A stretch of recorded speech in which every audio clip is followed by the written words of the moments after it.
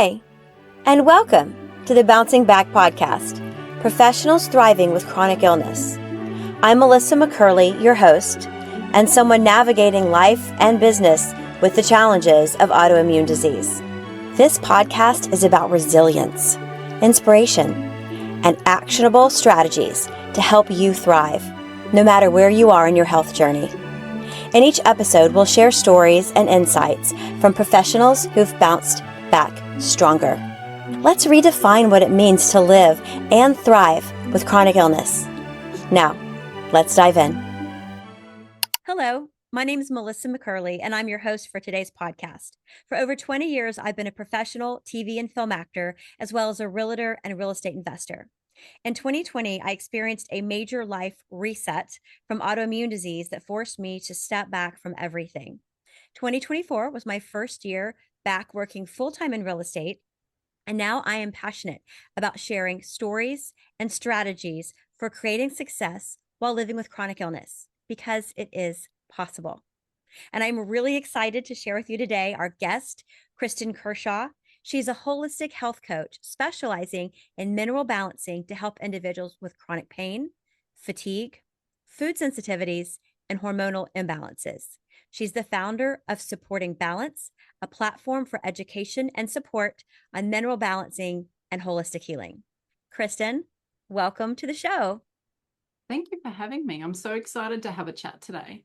I'm so excited for you to be here because that laundry list of the things that you help with and touch on been my reality for the last 4 years. I feel like for most of the audience, most, if not all of those symptoms as well. Yeah. Well, can you start by just telling us a little bit, how did you get into the holistic health space? What's your background? Yeah, sure. So about a bit over 12 years ago, my youngest daughter came to this world and she was an expert projectile vomiter and refluxer. And I was like, oh, this is a bit interesting because I had twins 6 years before her and they were refluxy babies. And I thought, I can do one. There was a bit of complacency there. I'm like, if I can do two babies, I can do one okay. And I learned very quickly that that was a lot harder than I expected. And so it turned out that the projectile vomit that she did and the reflux was actually her reacting to foods that I ate as a breastfeeding mother. And so we went on a really long journey whereby we went through all the medical side of things, and she was diagnosed with something called eosinophilic esophagitis, which is a big, long way of saying that she had allergic reactions in her throat to what was being eaten, which was my milk at that stage. And so we went down that and allergist paths. We expected that she could be anaphylactic to a lot of food. So it was a really scary time with chronic inflammation in her body. And I didn't fully understand it at that stage. I have a background personally in sciences, in animal science, ecology, and that sort of thing years before. I'd worked in other fields. And it's funny because all these things have just built on my knowledge in ways that I never expected for it to do. But she then ended up, she was so reactive. I had about 15 foods that I could eat. Otherwise, she would react to it. But the bonus of that is my migraine stopped. I'd had lifelong migraines and my inflammation I was in a car accident when I was 10. And the inflammation from that was horrendous. Like I'd get migraines. I'd have chronic pain issues for most of my life, really. And that stopped with the food restrictions. And I'm like, wow, interesting. Hang on a minute. Okay. This may not just be for her after all. And it didn't completely go away, but it definitely came down a notch. And so I ended up getting steered. The universe steered me to the right information at the right time. And I managed to find out that we went through all of the standard medical processes, and they basically just said, she's just going to be that way. She may be, by the time she starts school, she might be able to have 40 or 50 safe foods, and that's just the way she's going to be. And I was like, but isn't there more to this? Like, can't we do something? No. And it was going to be a life of cycling with steroidal treatments and all sorts of stuff. And I'm like, this just doesn't seem right. So I kept asking questions, and I stumbled into a place called the Magnesium Advocacy Group. It's actually changed names since, but it was all about magnesium at first, I thought. And I learned about how important minerals were. And my science work meant that I was not unfamiliar with the things, but I didn't know how it related to human health. And I read a chart that had like mild magnesium deficiency and then more sort of 4 columns going from mild to really extreme. And almost all of those, myself, my younger daughter, the older kids, my husband, or extended family, like I didn't have to go far. And collectively, we ticked off almost every box that related to magnesium deficiency. And I went, oh, maybe this is a thing. And so I started to put magnesium on my skin. And as a nursing mum, within 3 weeks of me doing that, just topical, not taking anything else. And I was literally eating the same food for breakfast every day, and then lunch and dinner were the same things every single day because we didn't have any other options. And she started to sleep through the night. And by this stage, she was about 8 or 9 months old. And I'm like, hang on a minute, this stuff might be something important, right? And long story short, I learned that there was more than just magnesium. That was in 2013. And by 2016, we had completely changed our lives around. She was able to eat so many more foods. I mean, it was gradual over that time. Sure. We had a lot of improvements. She was a teeny tiny baby because she vomited so much. She didn't keep it down. So my twins had been off the scales on being tall and big, and she was a skinny mini, tiny little, like under 10th percentile. And I didn't put a lot of emphasis on it because I knew she was eating, I knew she was drinking, I knew that it would settle itself out later, and I had enough other things to worry about. I went, you know what, I've got to pick my battles here. Yeah. But she put on about 1 pound in a month at 2 years old by just introducing food-based vitamin C. And that was it. We were eating, because at that point we were a perfect experiment. We were eating the same thing most of the time. You were a control group, your own familial control group. And so you were doing the vitamin C, you were doing the magnesium. And I actually can't remember, probably extra magnesium on top of the topical magnesium by that stage. And I was doing something called an adrenal cocktail, which I'm sure I'll mention later. It's a healthy electrolyte drink. There were a few basic things that we were doing at that stage because I was still really scared of all of what reaction might that be. Because if I ate 1 teaspoon of food that she reacted to, it could be 3 weeks of her being really unwell, and she would refuse to eat food when it was painful for her. So she would just drink more and more off me. So it then became more and more taxing on me. Right. And so gradually over those years, we increased more. So there was sources of vitamin E, and I'm just trying to think off the top of my head. It's funny, I know all the things now, but out of context, basically we were trying to increase something called bioavailable copper and the connections to that. So retinol is another very important one, vitamin A. Most of us have heard of, isn't vitamin A good for our eyes? I thought of my eyes and you said retinol, and I'm like, retina, eyes, vitamin A. Yeah. That's exactly what my mental conversation was. Yeah. And so retinol is really important to activate. If we eat food that has copper in it, it activates it and it helps it to be active in the body, and it's really important. But over the years, we've had it drummed into us that fat is bad and butter is bad and all these, and eggs. There was a phase when eggs were really bad. I remember that in the 90s. Don't eat yolks. Right? How do you know that you grew up and were really aware in the 90s? Things like that. And low salt, salt is bad.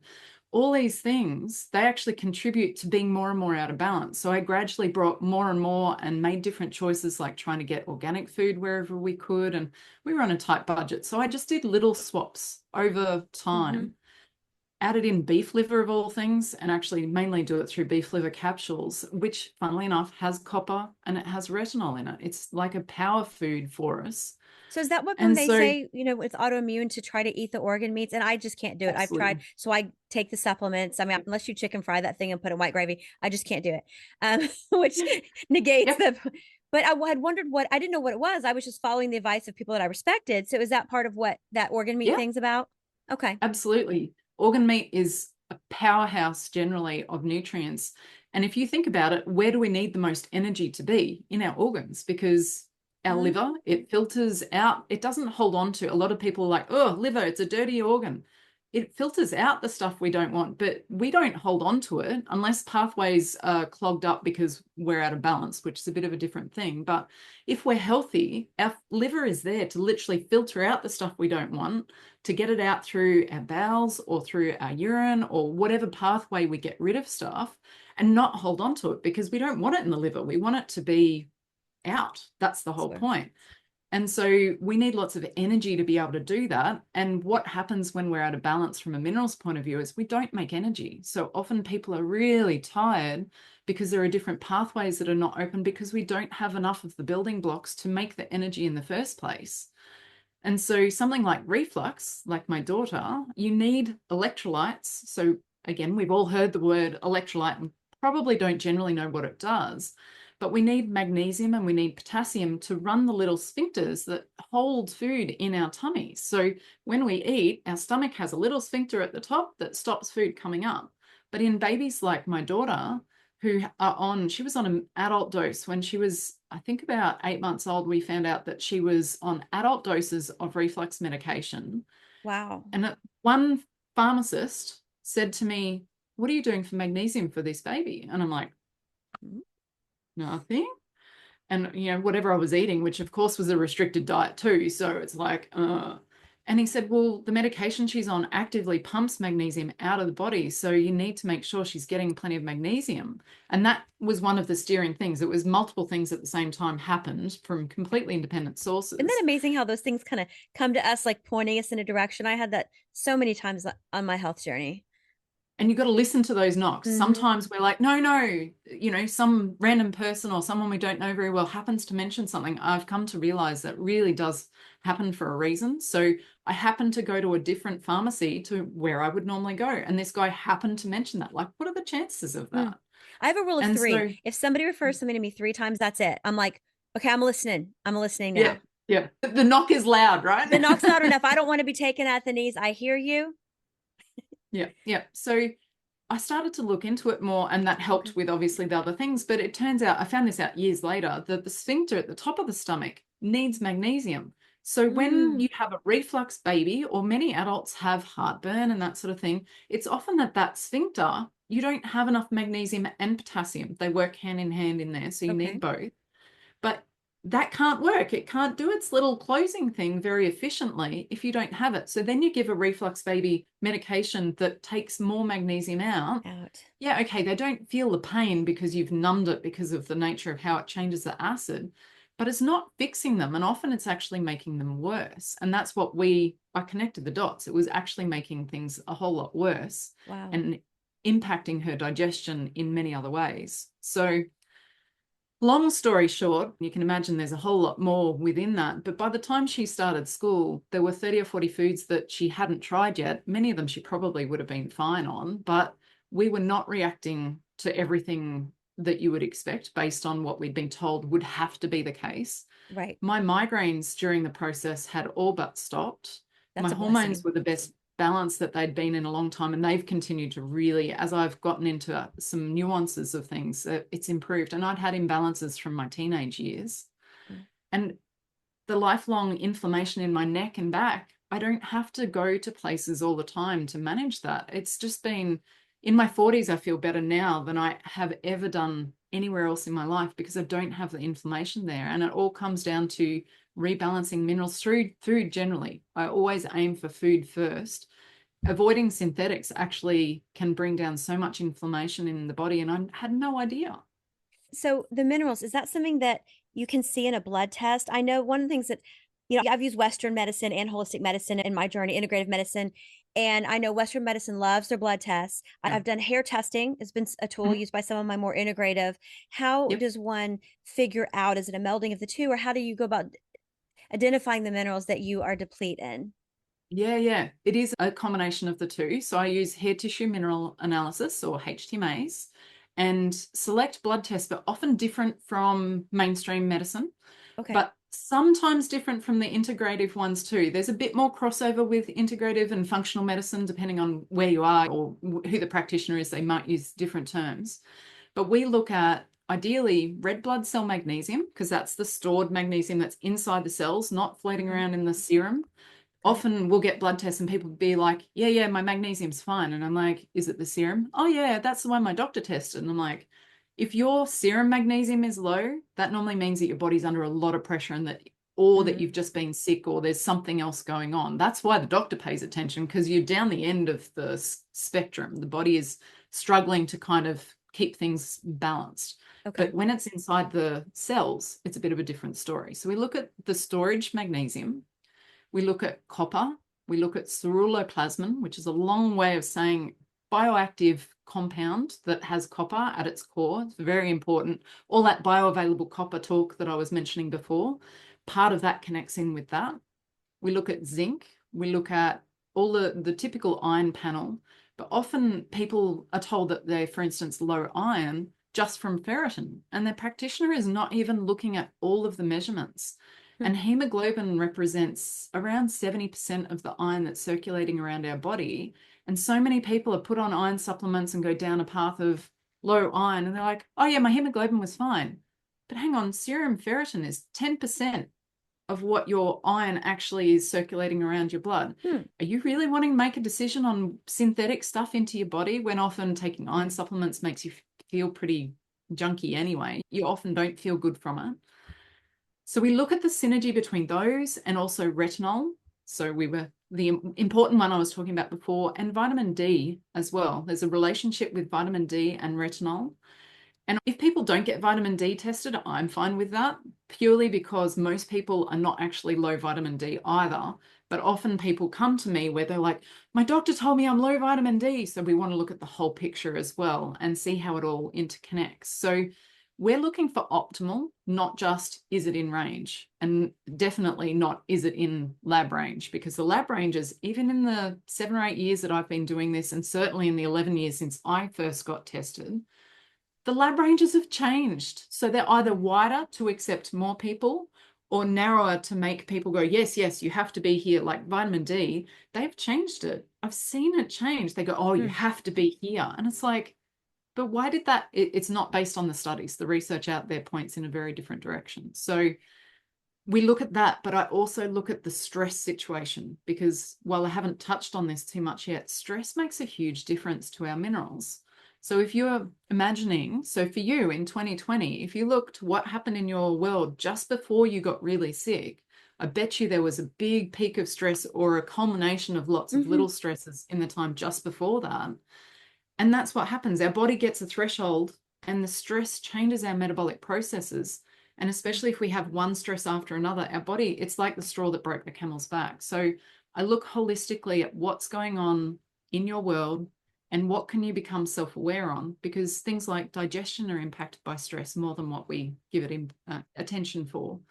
And we don't want to put all these nutrients in and still have a body going at 1,000,000 miles an hour because it thinks that there's a bear right behind us. Right. We can't replenish, we can't rebalance. But it's also not about going and becoming a monk and sitting on a hill and going, I have no stress, because And you have no life either. Yeah. There's still stress for everybody. So yeah. Well, that's amazing. So the chronic pain, that was one that caught my eye, because that's still something I'm living with and managing that while I'm creating a business again and growing my business. How does that, you mentioned in some of your content I looked at, that it's not just inflammation. All we hear is inflammation and chronic pain, inflammation. Okay, but you said that there's more to it. Can you speak in, how this connects up with chronic pain? Absolutely. So it comes back to the stress side of things, right? If we wind back and go, okay, so for me, I'll use me as an example, purely, you may be able to apply this and give me input from your example too, if you want. When I was in the car accident, when I was 10, I was in hospital for a couple of weeks. I had cuts all over my head. I had a fractured shoulder and scars on my elbow and all sorts of stuff. I think I had about 100 stitches in the end. And so it was really significant. I was unconscious for a day. There were significant things going on. But in all that, they never got me to do any physical therapy. They never got me to do anything recovery-wise. Life in the 90s, we were joking about the 90s before, they just didn't look at that. And so 3 years later, I got to a point where I would turn by turning my entire body. It wouldn't work if my neck just couldn't turn. And so at that point, my point of view was, okay, all the muscles have locked up and, it's muscular and it's physical damage from being in the car accident. And we gradually, thankfully, found a really good chiropractor, and he unlocked me. He said, you were all tight and everything like an 80-year-old would be. That's why you were feeling so inflamed.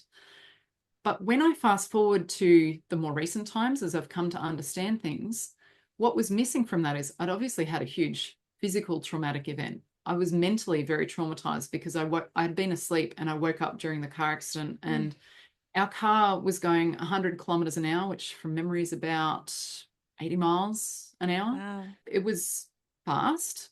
And probably 60 miles an hour, actually. Anyway, it's fast. And then we had a tire bust. And so the burst tire meant that we ended up skidding all over the road and hitting a tree. We became airborne about 3 feet off the ground and hit a tree. And so the impact of that, you can imagine how hard You the were car lucky to hit the tree. survive. Yeah. Yeah, Wow. yeah. And I was the worst of everyone. So that was the good thing, right? There was nobody killed and that sort of stuff. But the physical trauma, but waking up part of the way through that and then getting knocked out, like that lived with me for a long time. And I didn't do anything about it. So my body was reliving on a deeper level a lot of that.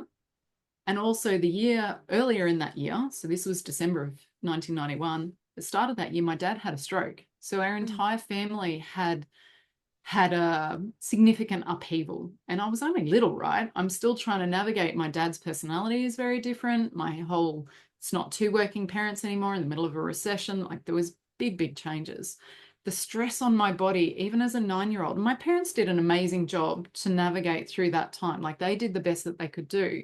I had a loving home, all the rest of it. But ultimately, there was a lot of trauma there, and my body held on to that.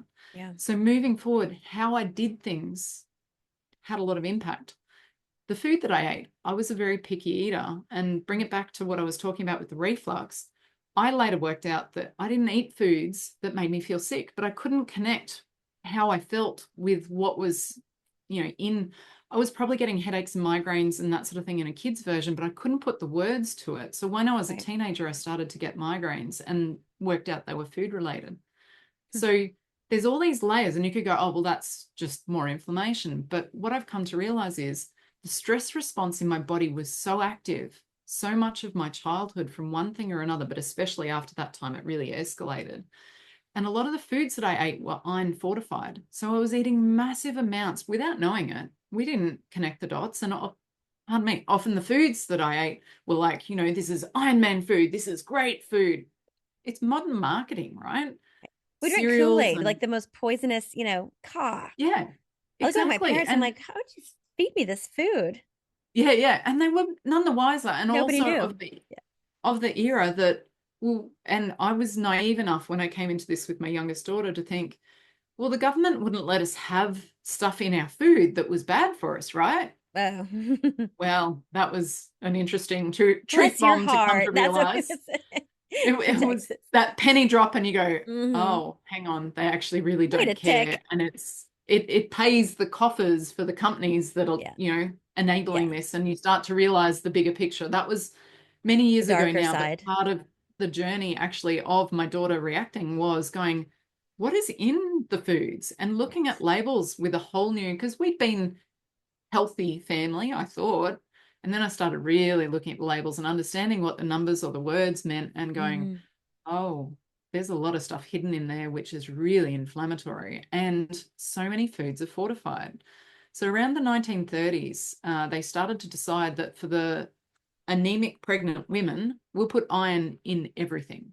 Right. And so as far back as my grandmother's era, and it's actually worse for the US. Australia didn't do quite as much until more recently, I think the but US is just open season with food. I think we're the worst country, literally. I mean, yeah, and look at our base population. You have to make a part-time job minimum out of learning ingredients and keeping the stuff out of your it's the same way. I absolutely. always ate really healthy. I've always eaten organic. I've always eaten a lot of fruit and veggies. But you dial into everything else, and it's like, I mean, yeah, all the ways they Yep. hide it, and yeah, It's really confronting. So I've come to realize that some of my favorite childhood foods were really heavily fortified with iron in particular. And so I kind of went with the stress that I had as a child, with the food that I ate as a yeah. child. I was building up an inflammatory storm because Mm, what happens when you take iron, particularly, but a lot of these fortified things, it will actually end up creating oxidative stress on the inside. So that is really? inflammation, absolutely. So iron supplements, iron fortified foods, Hmm. even medications are often coated with iron oxide. So all these ways that we inadvertently often get Right. iron into our body before we even look at actual iron, taking iron for the sake of it. It actually, what happens is it pushes down our bioavailable copper. So we need copper to activate pathways to move. So that ceruloplasmin that I mentioned, Mm-hmm. it's very important. And the more iron we're putting in from whatever source, it puts a lot of pressure on the body there. So we might be going down on the copper. And meanwhile, our body is trying to deal with this rising iron, and it will put it around in different places in the body. So for me, I've come to realize that chances are it was adding to the inflammation in my neck and my back, and it contributed to digestive things as well. And while I wouldn't say that I would identify saying I had bad gut health, I knew that if I drank milk or ate cream, I would get a migraine 24 hours later. And there was a list of foods like mangoes and bananas and a variety of other things where they were just high histamine foods. And I learned over time that I just had to be very careful. No, thank you. I'll avoid that. Yeah. Whereas now I can eat whatever foods I want because my gut works properly and I've got the building blocks so that it can do what it needs to do. But there are also antibiotics. They affect things. And as a kid, I had quite a lot of antibiotics without, again, my parents weren't like badly parenting me. I just got bronchitis and things like that. So I remember the bright pink, and now I cringe at that. The The bright Yankee pink medications. Pink. And but that's what they were taught, that bubblegum flavored Yeah, nonsense. Well, let me Yep. ask you this. So when somebody goes to work with you, when you take on a new patient, like what does that look like? How does that process begin? What can people expect?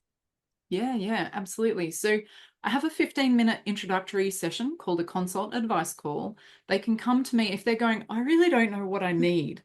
And we can just talk and see if we're a good fit, because sometimes people have been, honestly, by the time most people get to me, they have gone and seen everybody. They're like, I've been to my doctor, they don't listen. I've been to another doctor, they didn't listen. And they go to specialists and this and that, and they're just so tired. They may have gone to a naturopath or another allied health type practitioner, and they're like, I'm just not completely sure as to, can this help me? Can this work? Sometimes they're all in because they're like, I've talked to such and such, and they're, so different people come from different angles. But if they're not sure, we have a chat during that time about where they're at and what testing they could get done or where they might want to begin. So it might be that they're just not completely sure, and that they start with a 45-minute session where we dig in more to the history side of things. We come out the other end with 2 or 3 starting points. I'm really big on going slowly. I don't like sending people away going, get the picture in your brain of someone with 8 different supplements from their practitioner going, here, start these tomorrow and come back in 3 months and tell me how you've gone, because it's just a nightmare. You can't tell how your body is feeling when you do that. So I actually encourage people to go less is more and slowly into things. So it might be 1 new thing a week and that's it, and start with a little bit and then build up. And it feels like you're going slowly, but it actually gives you, I want you to feel your body. I want you to get that feedback, because we've been told to ignore that feedback loop. And I think it's really important to bring that in. So in a 45-minute session, we can cover your history, pretty brief, but history, work out how that connects with the minerals. I can help people to kind of string some of the dots together like what we've started today, and then give some practical stuff for them to be doing. And then they can decide if they want to go forward with it and see what's next for them after that. We talk about what the testing might look like and that sort of thing during that session as well, if they want to do that. Otherwise, during those 15-minute calls, I can line people up with how to get the hair analysis done, no matter where you are. I work with people all around the world. My kids joke and say, I need to have, instead of the fish tank I have behind me, I need to put a map of all the different locations and put a pinboard thing of all the different people that I've seen around the world, because it's pretty cool working so universally, right? Right. But I can help people find the hair analysis options and the blood tests, either to get a list for their GP so that they can say, hey, I want to look at my nutrition. Can you help me do these? Sometimes people have got a great responsive GP who will do that. Other times they're like, no, rather not go to the GP. And there's a lot of do-it-yourself options worldwide. So I can guide you to that. And then I either have a 90-minute session where people can just, it's sort of like the one-stop shop. Yep, we go through the results, we go through and we put a plan together for you to implement yourself.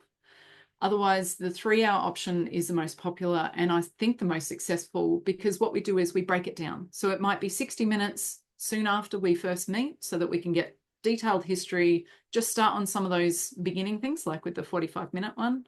Then 4 to 6 weeks later, you will have your results back. We can go through those in the next session, get feedback on how you've been going with implementing the starting things, then keep on implementation. It's the accountability and the ability to feel confident that you can go, this is working really well, but I'm not so sure about that. And I forgot to ask about this. And it gives you that feedback time again, so that you're growing in confidence that what you're noticing is what we're hoping for, and or if you're not noticing things, what you can do to get more tuned into that, ways to calm your body out of fight flight mode. I had a lady this week say, do we do anything about the stress side of things? And I'm like, absolutely. It's a big part of its strategies, right? Because I don't want to just, like I said before, put more and more nutrients in. If the proverbial bucket has lots of holes in it, I would rather smooth off the holes and let you hold the nutrients in your body and utilize what you're doing and calm your nervous system down. So the 3-hour package is spread out over about 4 or 5 months generally, and gives people that time to get into their own different lifestyle. Because ultimately that's what I want you to understand is it can be a lifestyle change, but more aimed at longevity rather than this is just for here and now. It takes time to implement, and there's various things that you might feel a bit frustrated at first, but then when you start to go, I'm sleeping better, my hormones feel better, I'm not yelling at my kids because I'm losing the plot because I'm so tired or whatever. Well, as you feel better, it becomes easier to implement those life strategies too. Absolutely. It's a big part. Well, where can people find you? If they want to learn more, they want to follow your journey and what you're doing, deep dive more into some of your content and education and your program. Absolutely. So my business is Supporting Balance. So my website is supportingbalance.com.au. You can find me on all social media with the @Supporting Balance or /Supporting Balance. I'm on Facebook, Instagram, and YouTube.